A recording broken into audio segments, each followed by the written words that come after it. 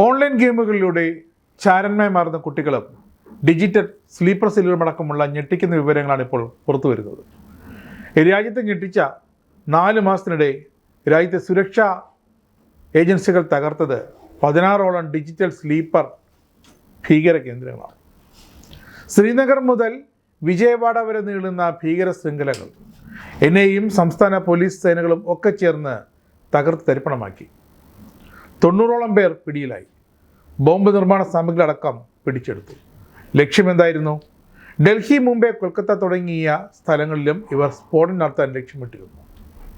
ക്ഷേത്രങ്ങൾ, മുസ്ലിം ആരാധനാലയങ്ങൾ, മിലിറ്ററി കേന്ദ്രങ്ങൾ എന്നിവയും ലക്ഷ്യത്തിലുണ്ടായിരുന്നു.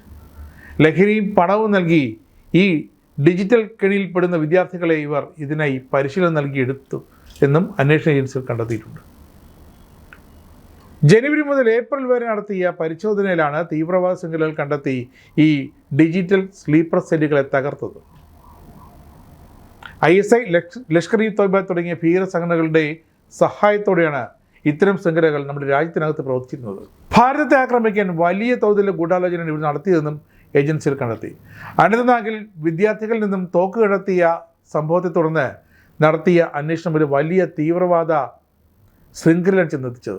ഗുജറാത്തിൽ ഡോക്ടർമാർ ഉൾപ്പെടുന്ന ഭീകര ശൃംഖലകൾ ബയോ വെപ്പൺ ഉപയോഗിച്ച് ആക്രമണം നടത്താൻ ഇവർ ശ്രമം നടത്തിയിരുന്നു. 18 വയസ്സിന് താഴെയുള്ള കുട്ടികളെയും ഇത്തരം സംഘടനകൾ യഥേഷ്ടം ഉപയോഗിച്ചിരുന്നു എന്നതിന് തെളിവ് ലഭിച്ചു.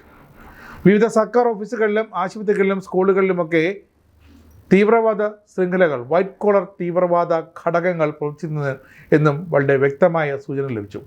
ഈ സൂചനകളുടെ അടിസ്ഥാനത്തിലാണ് നമ്മുടെ NIA-യും വിവിധ സംസ്ഥാനങ്ങളിലെ പോലീസ് സേനകളും സംയുക്തമായിട്ട് വിവിധ തലത്തിൽ ഓപ്പറേഷൻ നടത്തി 16ഓളം കേന്ദ്രങ്ങൾ തകർത്തെറിഞ്ഞത്. ഇനിയും ഇന്ത്യയിൽ ഇത്തരം ഡിജിറ്റൽ സ്ലീപ്പർ സെല്ലുകൾ വ്യാപകമായി പ്രവർത്തിക്കുന്നുണ്ടെന്ന വിവരം ഇവരെ ചോദ്യം ചെയ്തതിൽ നിന്നും ലഭിച്ചിട്ടുണ്ട്. എന്തായാലും രാജ്യത്തെ ഗ്രസിക്കുന്ന ഇത്തരം ഡിജിറ്റൽ സ്ലീപ്പർ ഭീകര തീവ്രവാദ കേന്ദ്രങ്ങളെ മുച്ചൂട് തകർത്തെറിയാൻ തന്നെയാണ് ഇപ്പോൾ NIA-യുടെ തീരുമാനവും.